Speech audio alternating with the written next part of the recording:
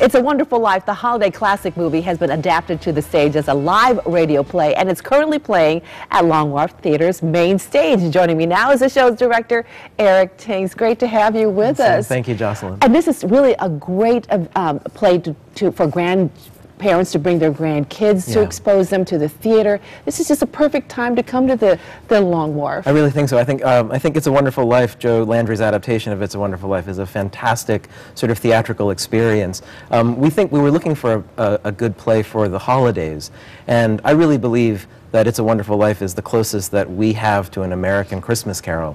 And that story of George Bailey, the everyman character, who learns just how much he's touched so many people's lives finally in the end, is so profound to me and moving. It is. I think it's for everybody who watches that. It makes you really think about your own life. Absolutely. And then casing it in the sort of in a 1940s radio play, which is just, the theatricality around that is amazing. Audiences will be able to come, they'll see a company of 6 actors who will perform all the characters from It's a Wonderful Life simultaneous with live sound effects being performed on stage. So how do you do it? How do you put something like that together?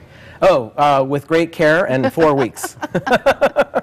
You know, we have had the sound effects artist in the room with us.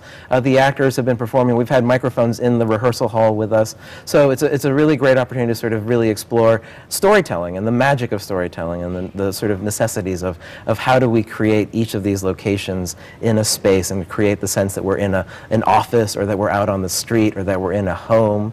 And really especially like the difference between Bedford Falls, the quintessential small town America, and Pottersville, which is a sort of haunting representation of what might have been and what some might say has become. And it really is a great venue to have this type of play because Long Wharf Theater is so intimate. Yeah, we really celebrate that particular aspect of Long Wharf. It's a 3/4 thrust. There isn't really a bad seat in the house. Wherever you sit, you feel really right up there with the audience. What's great about Joe's play is that it's performed in front of a live studio audience. So there's a real, there are applause signs that play and blink in the background, and the actors interact with the audience in really interesting ways. Well, what are some of the challenges of putting a movie into a live radio play? Sure. Well, one of the big challenges, of course, is just trying to find a way to create all the different characters and all the scenes and acknowledge the film.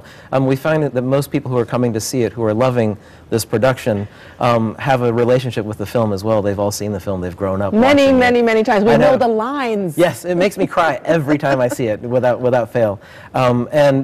The big challenge, I think, mostly is the theatricality of the presentation, because instead of creating the specific locations physically on stage, what you find is you find actors at microphones. They're standing at the microphones and they're speaking all the different characters. And there's one moment, for instance, where one actor plays multiple characters in one scene. They play all the characters in the scene. And it's a fascinating thing to see, actually, a feat of theatricality. And the actors themselves are from many of them from Connecticut? We have our sound effects artist actually lives near Hartford, and Kate McCluggage, who's playing a number of characters, including Violet Bick. She is from Connecticut. She's from Groton originally. Groton, yes. Groton, yes. And then the rest of the actors sort of mostly come from New York City, but we've really created a lovely little company of people here. One of my favorite lines at the end of the movie is, what is it? Teacher says, when a bell rings, an angel gets its wings. Yes. Is that in there as well? It is, absolutely it is. I mean, I think that audiences will find that most of the iconic moments from the film are preserved. In fact, if there's one iconic moment from the film that they won't find on stage, what is it? It's that moment when the floor of the school opens wide when and everyone starts jumping into the pool. Yes. Yeah, impossible to recreate on stage. Is this one of your very favorite things to watch, the movie itself? Oh my goodness, yes. It's one of my favorite films of all time, really. And I used to watch it. There was a time when the film was being aired like 24/7, for every day, like leading up to Christmas, and you could just sit back and watch it, and I would have like marathon watchings of It's a Wonderful Life. Well, now people can come see it in the Long Wharf Theater, a live radio play, and it's your adaptation. No, you're directing it. I'm directing it, but the adaptation is by a Connecticut writer, Joe Landry, and he wrote it when he was recently out of high school, actually, the original adaptation of it. And there have been productions all around the country, but this is the first major production here in Connecticut. Very good. All right. Now, It's a Wonderful Life, a live radio plays on stage at Long Wharf Theater now through December 31st. For tickets, call the box office 203-787-4282 or visit longwharf.org. And I'm going to be there on Wednesday. Fantastic. I can't wait. Yeah, thanks so much. Great to have you with us, Eric. Thank you. You're welcome.